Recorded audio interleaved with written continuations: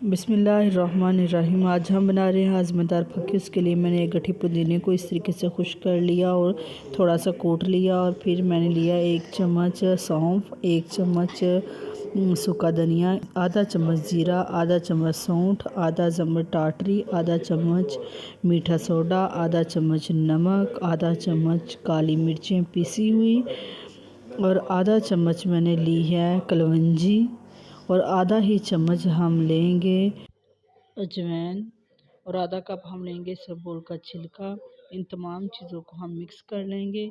इसी के अंदर ही हम डाल देंगे इसबगोल का छिलका और सूखा हुआ पुदीना और इनको हम ग्राइंडर में डाल के अच्छी तरीके से ग्राइंड कर लेंगे और बारीक सा पाउडर बना लेंगे। ये देखिए इस तरीके से इसको आपने गर्म पानी के साथ लेना है। अगर बड़ा इसको खाएगा तो 1 चम्मच, छोटा खाएगा तो आधा चम्मच।